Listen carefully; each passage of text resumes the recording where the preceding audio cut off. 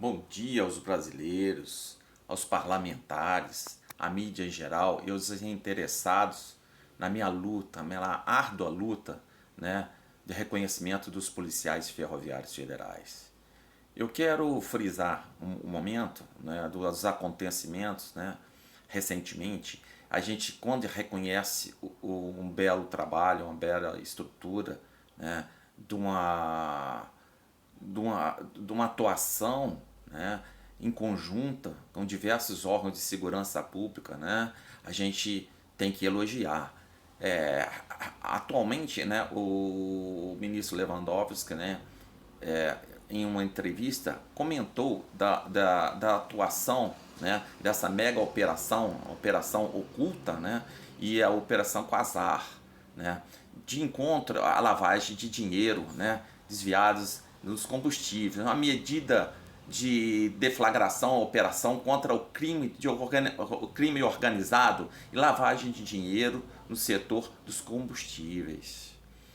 Uma bela atuação. Eu gostei muito dessa atuação, que isso já demonstra, passa para a mídia, as autoridades e em geral, que não há necessidade de uma criação de uma PEC, que já há integração entre os órgãos de segurança. Há uma inteligência e há uma facilidade de, de integração essas órgãos de segurança. Então não haveria necessidade da criação da PEC. E anteriormente também eu vi uma reportagem do ministro Lewandowski que eu discordo, a gente tem que elogiar e discordar também, que o mesmo falou que a criação da PEC aumentaria adesão dos meliantes que cumprirem, que arcarem com crime, né, aumentaria a pena dos mesmos que vai de encontro às leis do Brasil. E isso eu discordo. Isso não tem nada a ver uma coisa com a outra, senhor ministro. E se cabe aos parlamentares, né, cabe aos senadores, os deputados federais analisarem, né, tal aumento de penas. Isso não cabe ao ministro, né, decidir. E uma PEC não vai decidir. Apesar de eu concordar que deveria haver um aumento de penas, sim, com certeza, mas isso não cabe, né, ao ministro, né, ao presidente, caberia aos parlamentares. É isso que eu quero frisar. Eu não poderia deixar de passar, né, essa atuação, essa bela atuação e reconhecer, né, que o ministro, com autorização do ministro, não sei de qual órgão que surgiu a ideia dessa mega operação, mas foi com o aval do ministro. Aí os elogios vai para o ministro, indiferente de quem elaborou tal, é, tal medida, né? Mas eu não posso deixar, eu quero que os senhores saibam, as pessoas sabem muito bem, que eu tenho que, o tempo está curto, né? E essa PEC está tramitando no Congresso, está sendo estudadas, e eu quero, com meu áudio, com meu vídeo, passar para os parlamentares, né, essa situação, o meu ponto de vista, da não necessidade da criação dessa PEC, dela não passar. Simplesmente isso. E realmente, ela, se passar, inclusão dos policiais ferroviários federais. E isso é outra luta mais árdua, né? Outra mais árdua, porque a gente tem perdido espaço e tudo, e a gente tem que demonstrar que nós estamos lá, nós já fomos criados em 1852, o decreto imperial 641, pelo imperador Dom Pedro II, que já criou e, né, regulamentou a Polícia dos Caminhos de Ferro. Né? Recentemente eu soube, né, que a ministra Carmen Lúcia, eu acho que postou que a rede foi criada em 1957. Ela está deduzindo que nós não éramos policiais ferroviários federais. Eu quero que a doutora ministra, né, e os colegas procurem se inteirar que já existia Polícia Ferroviária Federal, já existia policiais ferroviários federais que faziam o policiamento nas ferrovias das riquezas do Brasil, da produção de café e demais. Então já havia. Então isso não justifica. Não justifica por nada.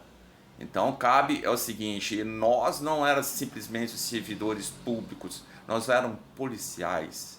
Trabalhávamos, nosso instrumento de trabalho era a arma. Era o quê? É um cacetete, era no nosso fardamento, era a nossa carteira de polícia. Esse era o nosso instrumento, a nossa viatura com o logotipo da Polícia Ferroviária Federal. Tínhamos um departamento da Polícia Ferroviária Federal em Brasília, senhora ministra. E não se faz um departamento de uma hora para outra e simplesmente, né, acaba. Então, são certos fatores que devem ser analisados com cautela. Já falei, já foram muitos novos decretos imperiais, medidas provisórias, estudos. Já fomos, por decreto imperial, criados. Tem, a ex-ministra Dilma já sancionou, né, por decreto. Então, são fatores que nos ajudam, mas não cabe aos senhores autoridades tentar mostrar coisas que realmente não têm fundamento. Então nós vamos continuar, esse vídeo vai ser mais curto. Eu queria aproveitar essa operação, parabenizar ao ministro, essa bela operação, que aí, e mostrar para a sociedade em geral que não há necessidade de uma criação. E volto a falar, aproveitamento dos policiais ferroviários federais, não, a Polícia Ferroviária já existe. E se há um grande interesse da Polícia Rodoviária Federal, né, fazer o policiamento nas ferrovias e hidrovias, eles não têm pessoal, não têm experiência para atuar nas ferrovias do Brasil. E isso é um problema a mais, porque muitos colegas, ao atender ocorrências, perderão a própria vida. Então cabe também os senhores parlamentares abraçarem, debruçarem na história da Polícia dos Caminhos de Ferro.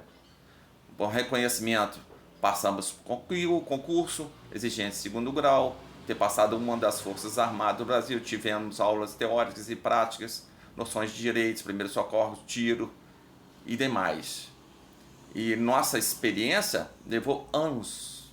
Sempre éramos solicitados, já canso de frisar, para fazer policiamento em fazendas da União.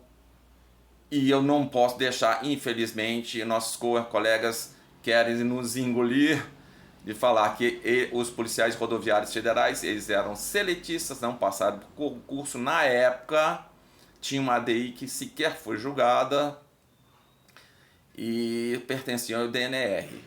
São fatores que nós não tínhamos. Alguns se assemelham à polícia rodoviária e à polícia ferroviária, mas não justifica dar um apoio a só um órgão de segurança, porque no período das privatizações ambos deveriam ter passado para o Ministério da Justiça. Fomos engavetados, e isso eu já cansei de passar para os senhores, né, com instruções do chefe do executivo, presidente Lula na época, e eu não posso deixar de abordar, fazer novamente, recapitulando, que o presidente Lula no Rio de Janeiro esteve lá, e o colega Isaías cobrou do mesmo, né, o compromisso firmado em 2009, passaram 16 anos e nada. E até a presente data, o presidente Lula, nada. Estamos aguardando que cumpra a palavra, presidente. E isso nós iremos divulgar ao máximo, que não passe desapercebido. Queremos acreditar que o senhor esqueceu. nunca é tarde por demais. E volto a falar também do colega Wilson, conterrâneo, aí de Pernambuco, da tua terra, seu estado, presidente Lula, que quando esteve em vida levou 2 tiros na cabeça, em uma das mãos, ficou em cadeira de roda, dando, sensibilizando ao procurador federal Marco Antônio da Silva Costa, um professor que qualquer um que tiver autoridade, que tiver dúvidas, pode procurá-lo. Ele esclarecerá qualquer dúvida. E voltando ao colega Wilson, ele morreu, partiu, colega, acreditando no presidente Lula, acreditando que ele ia resolver, e o mesmo não fez. E mediante esses, são vários outros colegas que perderam a vida também, e a gente está passando para os senhores que se sensibilizem, problemas particulares, que eu nem deveria ter citado, problema meu particular, não preciso perder minha mãe, não precisava nem passar para os senhores, mas a gente tem que passar, porque muitos colegas aposentaram, perderam a vida e ganham pouco, uma aposentadoria mínima, e deveríamos haver um respeito. Se não quer nos reconhecer, a obrigação do governo é nos indenizar.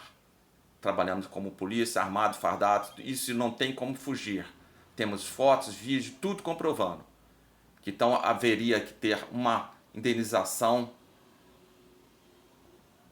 a todos os policiais ferroviários federais. Disso o governo não pode fugir, certo? Vai um abraço e um reconhecimento do belo trabalho aos órgãos de segurança que fizeram esse belo trabalho, certo? Vai um bom dia, fica com Deus a todos.